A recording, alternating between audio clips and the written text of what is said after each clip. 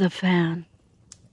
You always need to be careful when you put yourself out there on the internet. From what you look like to your personal information, you should always take precautions on what you do and who you talk to while you're out strolling through the interwebs. But one group of people out there that no one talks about, but probably should, are YouTube horror narrators. Individuals who should take heed of how personal they get, and most do. But for those who don't, it could mean dangerous and severe consequences. If you stop and think about it, they should take every precaution they can, especially the ones who go live and interact with their subscribers through live streams. They should always ask themselves, how personal do I get? Do I reveal my face? Do I give my name? Do I say which city or state I reside in? What I do or did for a profession? And probably the most important question is, who is this subscriber I'm talking to? Can I trust them? What do they truly want? Do they have nefarious intentions?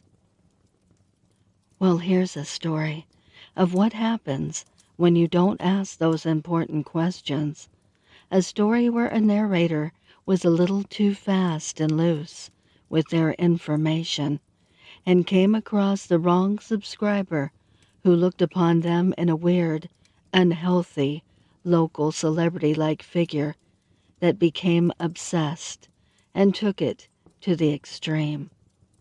This story centers around the disturbed individual, Jake Bowles, who took his fandom too far.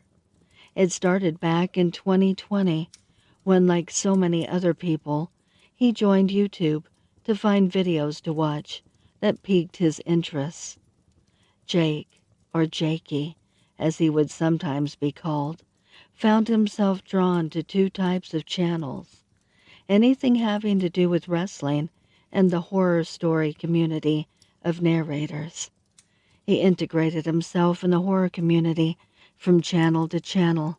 He went enjoying the stories, getting lost in the narrators' tales of woe. But something was missing. The stories were great, but the narrators just weren't doing it for them. He searched and he searched, feeling like Goldilocks and the Three Bears.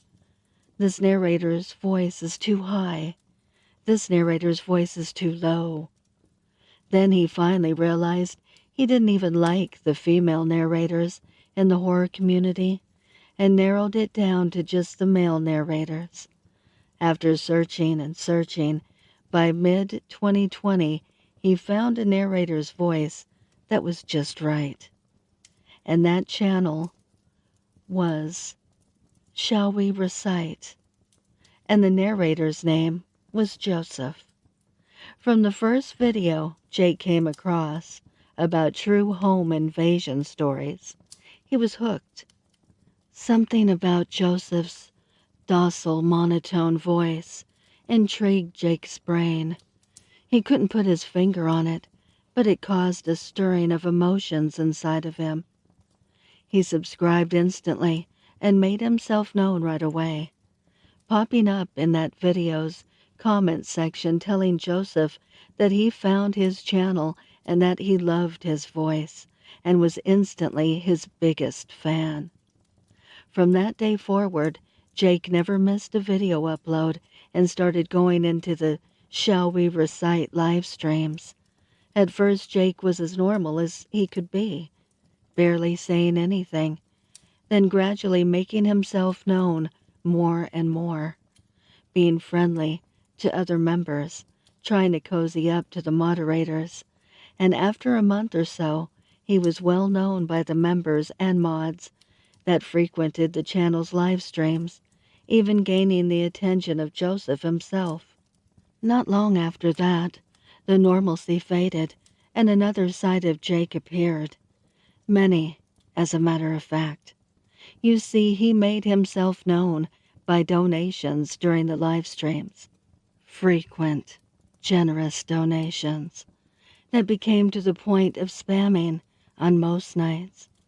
It almost got to the point where you would hear from Jake and his donation messages almost as much as Joseph reading the stories during some live streams.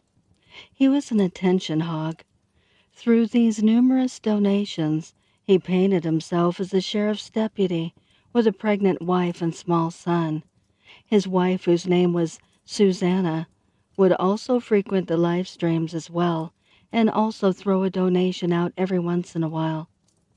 By each live stream, though, he became more outlandish, taking control of the made-up channel's fan club, calling himself the president of the Margarine Foot Club, started calling himself Joseph's best friend, even though he had never even met him, let alone talked to him in private.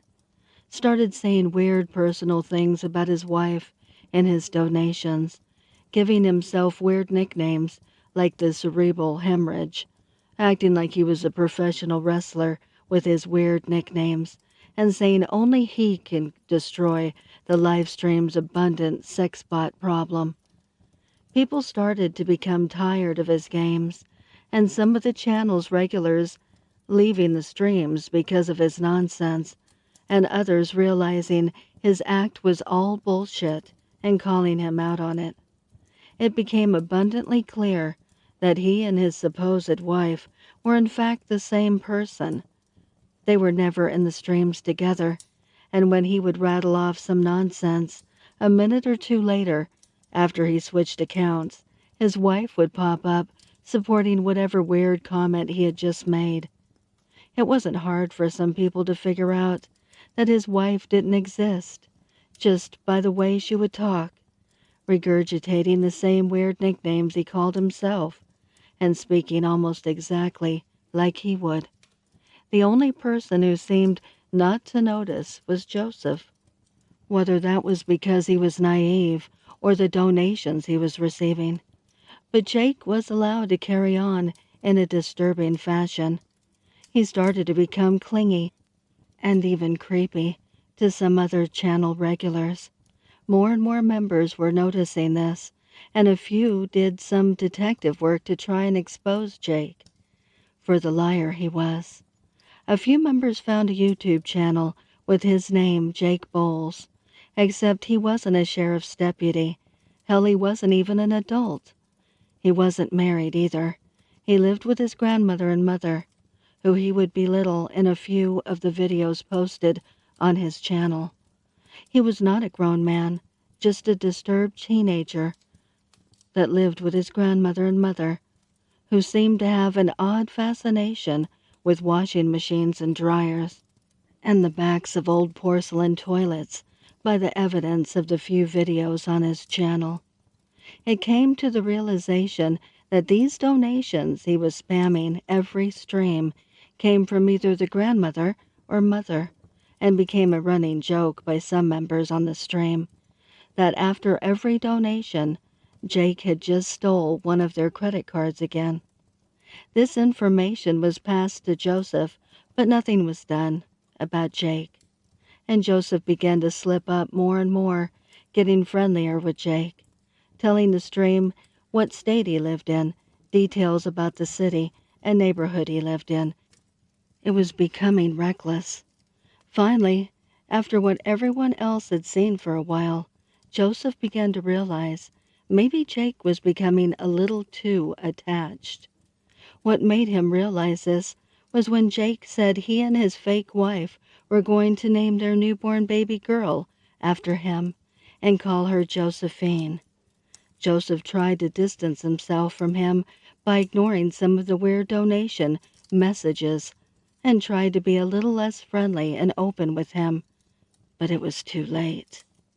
It had been almost 2 years since the information had come out about Jake.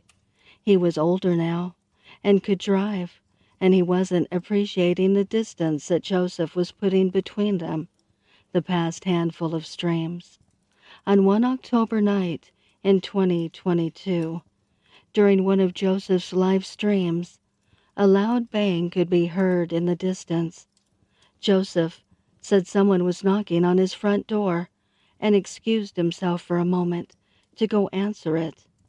After what was a few minutes, the members heard a commotion and an argument shortly after. They could hear Joseph scream, "What are you doing here? How did you find me? Please, no, no." Then 2 gunshots, followed by another younger voice scream, "After all the money I've given you, you owe me. You don't turn your back on your best friend and your #1 fan." Then silence. The members on the live stream were horrified. The police were called by some of the members on the stream and by Joseph's neighbors. When they arrived, they saw Jake sitting on the steps of the front door. He was staring up at them, smiling sinisterly. The information that came out was that Jake began to break down more and more mentally as Joseph began to distance himself from him. He felt that Joseph owed him for his loyalty and friendship and all the money he had donated throughout the years, which came out, by the way, that he was funded by his mother and grandmother, and after years of massive donations bankrupt the family, causing the mother to get a second job, and old Granny Bowles to dust off her G-string and return to the familiar pole at Slick Beaver's Gentlemen's Club. It came out that morning, before Jake shot Joseph, Jake got into an argument with his grandmother over the family's financials and her having to return to the greased-up pole after an absence of more than 20 years. That sent Jake into a mental rage, and he bludgeoned his grandmother to death with her dusty stiletto, then grabbed Grandpa Bowles' old revolver, jumped into the family minivan, and took off. As he drove around, he started to think of the cause of his problems and came to the conclusion that it was Joseph, and him being ungrateful and turning his back on him. So he remembered where Joseph said he lived, which was the neighboring state, and he remembered the city and neighborhood details and put it all together, then went straight to Joseph's house and did the unthinkable. So please take this advice and consider this cautionary tale and pay attention to what you tell your fans. I would like to give a heartfelt thank you to the special friends of the channel for your overwhelming generosity.